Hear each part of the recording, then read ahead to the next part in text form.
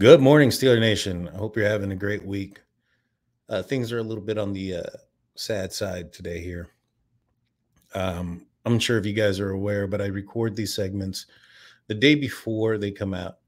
And yesterday's segment came out or was recorded prior to the news that had broken about Uvalde, Texas, and the tragedy that occurred there. Unsure if you guys are aware, but I am a Steelers fan from afar. I am located in Texas myself. I live approximately about an hour away from where the shooting occurred, and I apologize if I don't come off as energetic as I normally am. Uh, it's just been everybody's in shock still, and but the show must go on. And right now, I kind of want to just give a moment of silence for those that were affected and involved in the tragedy that occurred yesterday, or yesterday for me, a couple days ago for you guys tomorrow watching this. We'll start that now. Thank you.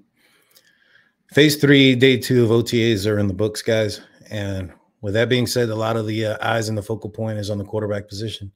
That's what we'll be talking about today on State of the Steelers. My name is Daniel J, and welcome to the Huddle.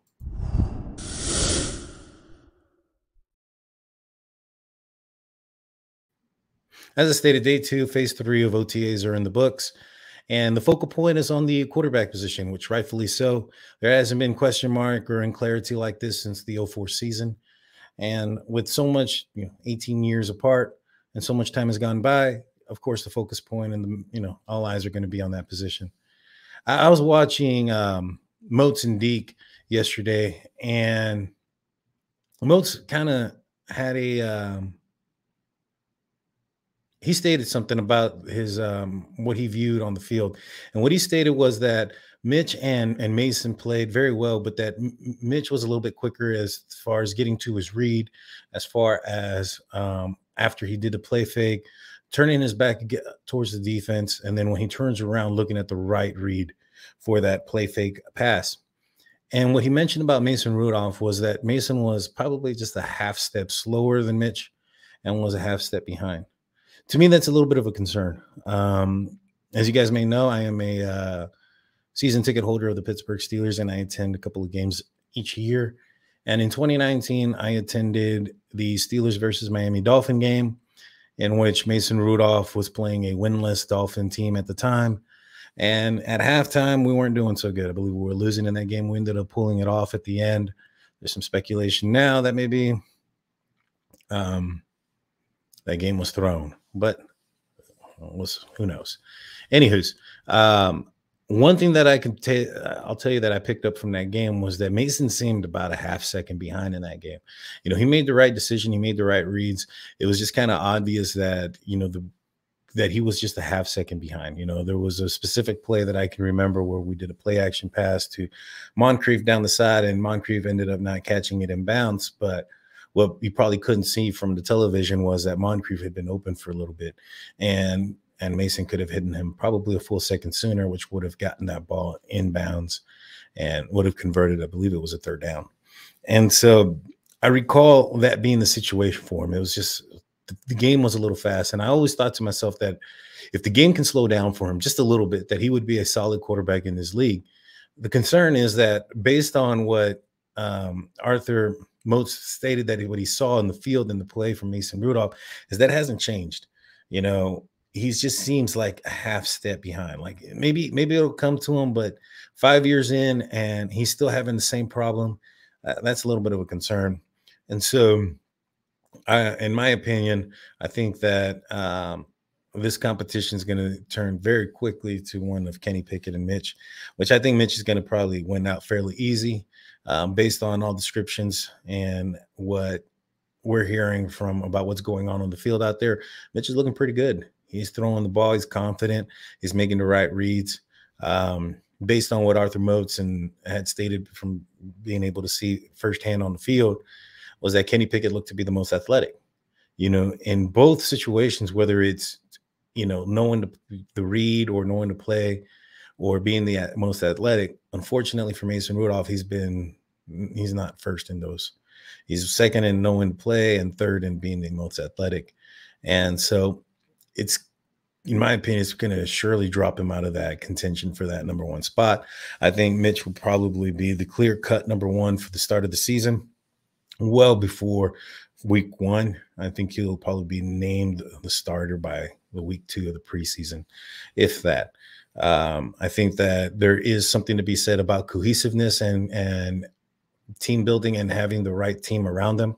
There was a few things that I had noticed. Was one, well, Dodson came up and all but said that Mitch Trubisky was going to be the starter. And also when they interviewed Mason Rudolph at his in his locker room, he had glued to his left or to the right of his locker, and number 80, who I'll be honest with you, I'm not familiar who that is on a team, practice squad guy probably, to his left. And I think that's concerning because I think you're going to want to have the unit that you're participating in or playing with together to build that team building, to have that cohesiveness and that group to gel and to be good.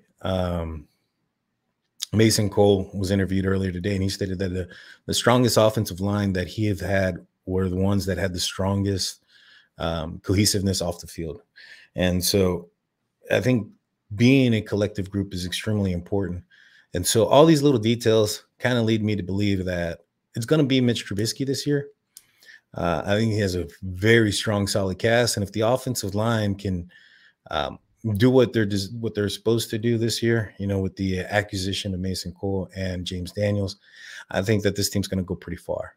We're going to surprise some people. I know that there's a lot of the talking heads that are saying that we're not going to win more than 8 games this year. We're going to surprise some people. I have a feeling that, especially early on, I like the fact that we're playing Cincinnati on the road early on, and I like the fact that we're playing the Cleveland Browns on a short week early on, because this is going to be a Matt Canada offense that is going to be new with these quarterbacks and this surrounding cast. There's not much tape for it, so it's going to give us the upper hand to edge out a couple of division wins early on. At least that's what I'm hoping. And I think we're going to have a strong year. If we can pull that off and get a strong lead and potentially go in with a, favorable record going into Buffalo, I think it's week 5 or 6, then I think that'll lead us up for a great run at the end, because at the end of the day, this is a new team together. And so it would be expected for the road to be a little bit bumpy early on, but as the season goes on, and fortunately for us, it's a long one. And fortunately for us, it's an extended playoffs with 7 teams being eligible to enter. I think that because of those things, that we're going to have a strong late down the season stretch. But with that being said, I think that it's going to be Mitch Trubisky. I think that if Mason Rudolph doesn't somehow turn it around and wow some people and turn it up, I don't think he's going to make the team, to be honest with you. He's the only quarterback on the roster right now that is only signed for this year. The rest of the quarterbacks have a contract extending until next year. So this could be the end for Mr. Rudolph, but we'll see. It's early on. It's only day 2, and there's more football to be played. Again, this is only football in shorts. And so once they put on the helmets, once they put on the pads, and people start hitting people, then we'll see, once the pressure's on, which quarterback will make the best jump. Guys, I'm not sure if you noticed, but this is the new prototype for the new T-shirt for State of the Steelers. Let me know if you like it. Let me know if you guys are interested in for us potentially making this T-shirt. Hit us up in the comments section. Hit us up at our email. Our email is stateofthesteelers@gmail.com. Please hit that like and subscribe button. Hit that notification bell. That way you get alerts to all our morning daily videos and our breaking news videos. And that'll be it for us tonight, guys. If you have any questions, comments, or topics, please, again, submit them into the comments. With that being said, guys, peace.